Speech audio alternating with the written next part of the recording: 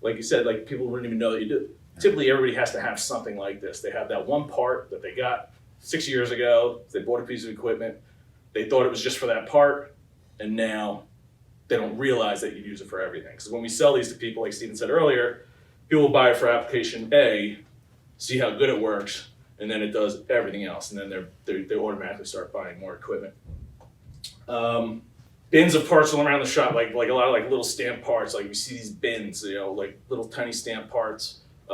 That's our bread and butter. And honestly, listen for it. You can't miss it.